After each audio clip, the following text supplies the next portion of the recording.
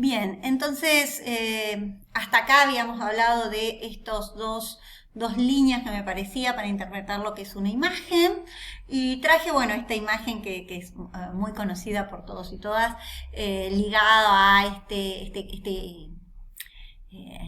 a nuestro intertexto, como que es el texto del Principito, en donde, bueno, dice, bueno, mi dibujo no representaba un sombrero, representaba una serpiente boa que digería un elefante.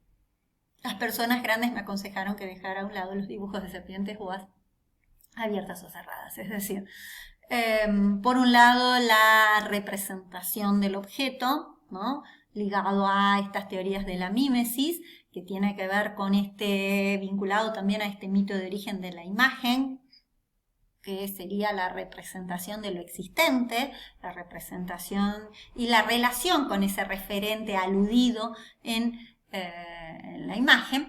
Y por el otro lado,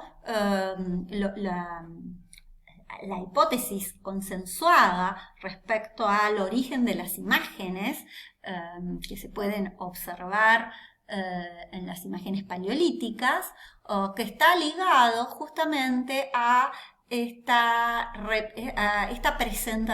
representación de imágenes que no estaba ligado a lo dado, a lo material, sino que está ligado a imágenes simbólicas, ¿no?, a recuerdos, a visiones y alucinaciones chamánicas, ¿no? Entonces, ahí aparecen estas dos maneras de relacionar y que podríamos y que la vamos a recuperar cuando veamos ahora las distintas teorías de la mímesis como teorías propias y dominantes en la teoría del arte. Entonces, para pensar un poco qué entendemos por imagen, voy a recuperar una definición de John Berger. Nosotros vamos a trabajar otros textos de John Berger. Yo en esta primera unidad mencioné y sugiero la lectura de un texto que se llama Otra manera de contar, a partir de este vínculo y esta relación con un texto fotográfico, un relato a partir de la fotografía, que es un estudio que hace entre Berger y Moore, y nosotros vamos a trabajar el capítulo apariencias, pero les compartí todo el libro y les invito a que lo analicen. Ahora por ahí hacemos alguna pequeña, o lo trabajamos y lo comentamos en el encuentro sincrónico. Entonces, para Berger, en su otro texto que yo se los cito como bibliografía de la unidad 2, el texto es Modos de ver, que es también un texto clásico, es un texto que surgió, y con esto perdón que me adelante, pero me parecía que podía vincularse, en un documental que le pidió la BBC, y sobre esa serie de videos que grabó y que produjo Berger, reflexionó sobre estos modos de ver. Actualmente, desde los estudios visuales, se lo toma como podríamos decir, pionero, un texto pionero en lo que tiene que ver con los estudios visuales. Bueno, en ese texto, perdón por toda la previa que hice, habla justamente y define lo que es una imagen. Dice, una imagen es una visión que ha sido recreada y reproducida. Esta idea de visión, que puede ser una visión de un percepto material, podríamos decir, o una visión, nosotros diríamos, de un percepto simbólico. Es una apariencia o un conjunto de apariencias, ¿no? Es decir, se constituye como un objeto, ¿no? La imagen es un objeto, tiene una objetualidad que que la lleva también al deterioro, que la lleva a tener ciertas características específicas. Y por el otro lado, dice, una imagen se convirtió en un registro en que X había visto ahí. Y esta idea del registro que decíamos, de la memoria, de recuperar algo existente, y a su vez la voluntariedad, ¿no? Es decir, hay un hecho voluntario de construir esa imagen, a diferencia de las sombras, los iconos, ¿no? Todo ello que habíamos que habíamos planteado. Pensando entonces en perdón que pasé de largo, en esta relación de la imagen con la memoria, de una mujer que busca mantener en la memoria a un ser amado y para ello recurre a la imagen. Pensé en quienes nos enseñaron a mantener la memoria en nuestro país, que son las madres de Plaza de Mayo. Que habría muchos ejes para analizarlas desde el punto de vista estético, ¿no? Y desde el punto de vista de la imagen. Porque justamente, y voy a un reportaje que le hacen a Eve de Bonafini. Bueno, ustedes saben que las madres empiezan a visibilizarse, a marchar en el 77, en 1977, a partir de esta desaparición de sus hijos. Cuando vayan a Luján, ven que necesitan de alguna manera identificarse como grupo, ¿no? Entonces entran a cubrir su cabeza con los pañales, ¿no? Esos antiguos pañales de tela.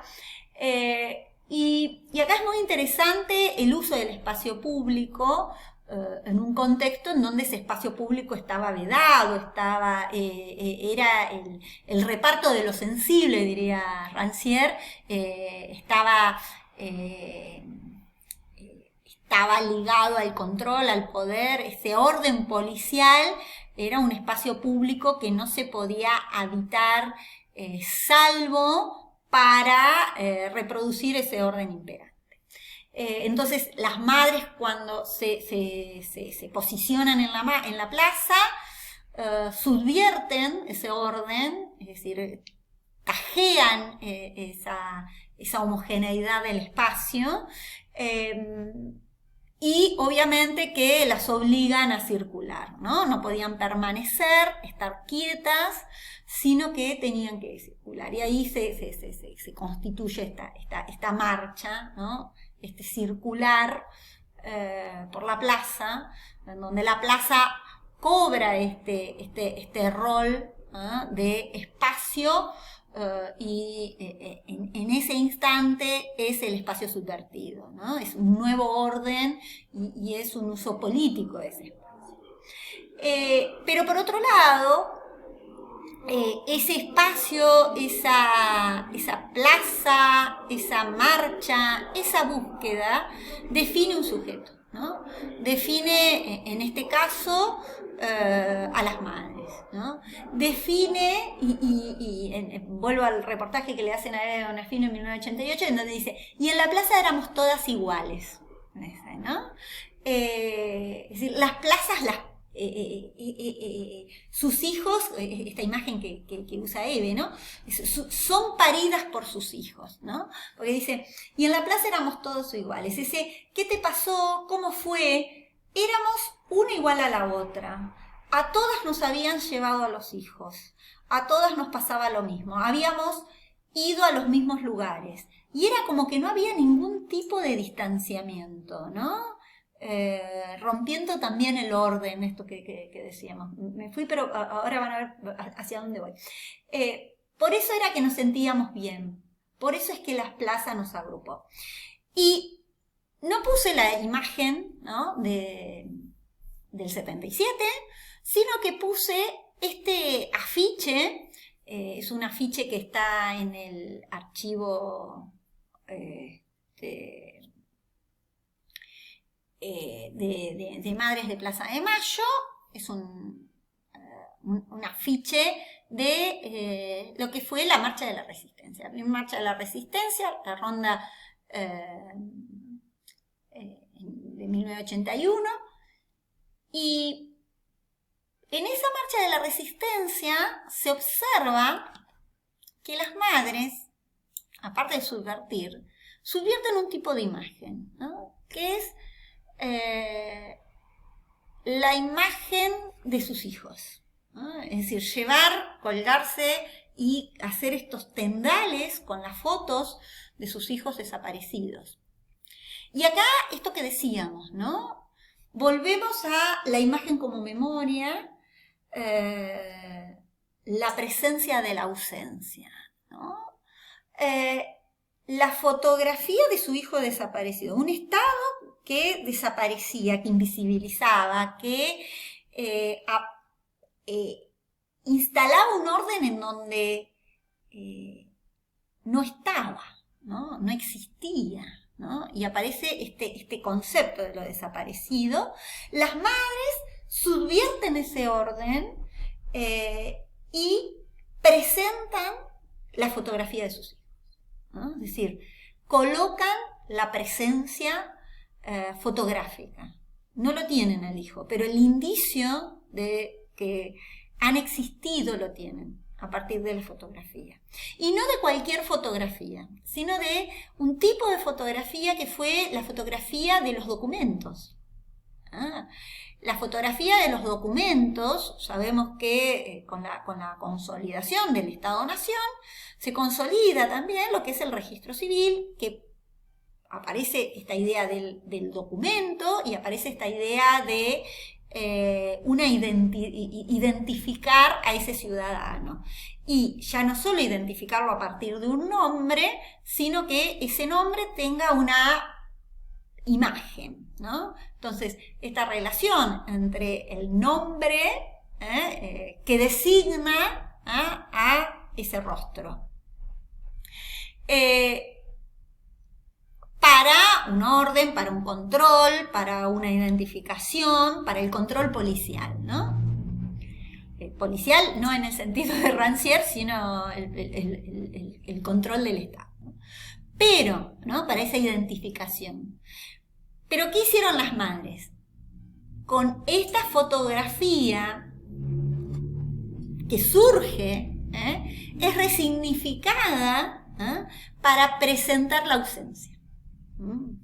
Es utilizada ya no por el Estado, sino que es utilizada en el espacio público, porque es una imagen construida para el espacio público, y en eso tendría una diferencia con ese relato mítico de la imagen que hace Cora de su amado, ¿no? La imagen de la fotocarnet es una antigüedad, porque ya ahora vamos directamente al registro civil y nos lo hacen desde la imagen digital, pero esa fotocarnet que había que llevar, que tenía ciertas características, era una imagen hecha por el Estado para uso público, ¿no? Y por el otro lado, esa imagen hecha para uso público vuelve al espacio público para marcar esta desaparición, para marcar esta ausencia, ¿no? Entonces, me parecía interesante esta ligazón. Imagen, memoria, que decíamos, y el otro eje, política, ¿no? La imagen es política, en tanto se instala en ese espacio público y subvierte orden.